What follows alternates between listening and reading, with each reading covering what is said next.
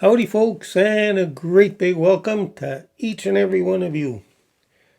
Well, the first song that tune that I just played is called Granny Will Your Dog Bite.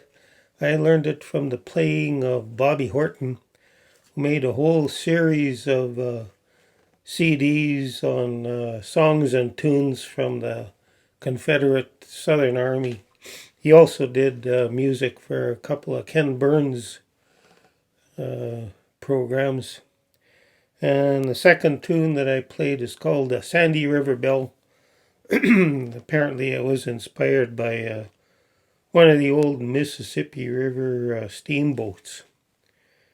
And can't remember where I learned that one. Too long ago. But it's one of my old Warhorse tunes. So I hope you enjoyed both of those tunes.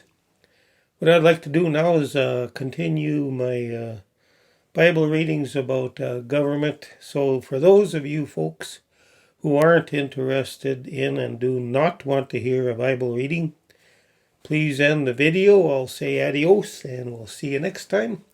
For those of you who are hanging on, I'd like to read from chapter 3 of Daniel. First of all, 2 Chronicles chapter 23 talks about Jehoiada the high priest, and he wanted to do God's will and anoint the young boy as rightful king. But there was a tyrannical woman who had illegitimately taken the throne. I think her name was Athaliah. She was a tyrant, worshipped idols. And finally, Jehoiada sent an army of people. He anointed the young boy as rightful king. And she started screaming treason when she found out. So he sent his troops and had her taken out, as it were.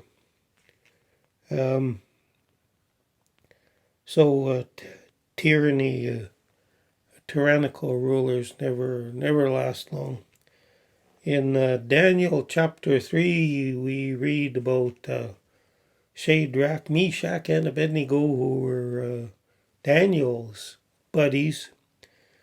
All of the Israelites were in captivity under Nebuchadnezzar, who was the king of Babylon. And he built himself a huge golden idol. And he sent out the decree that everybody, when they heard the noise from the musical instruments, were supposed to drop down and worship this idol. And Shadrach, Meshach, and Abednego said, no. They had followed all of the rules and regulations that he had laid out as far as everything else, and they weren't troublemakers. They didn't disturb the civil order, but when the government interferes with their worship of God, they said no. And he said he was furious. He was going to throw them into the fiery furnace, and he did. I'll do some reading.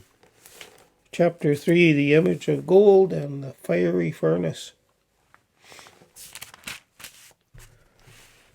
Furious with rage, Nebuchadnezzar summoned Shadrach, Meshach, and Abednego. So these men were brought before the king.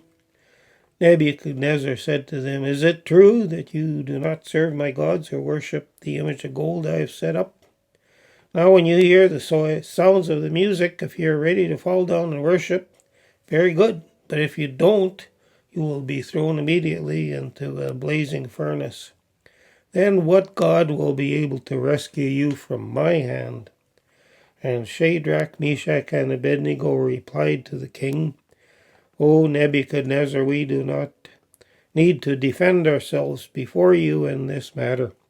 If we are thrown into the blazing furnace, The God we serve is able to save us from it, and he will rescue us from your hand. But even if he does not, we want you to know that we will not serve your gods or worship the image of gold you have set up. Nebuchadnezzar goes off the deep end and has them thrown into the furnace, but nothing happened to them. And when the people peeked inside, there wasn't 3, there was 4 people walking around inside there.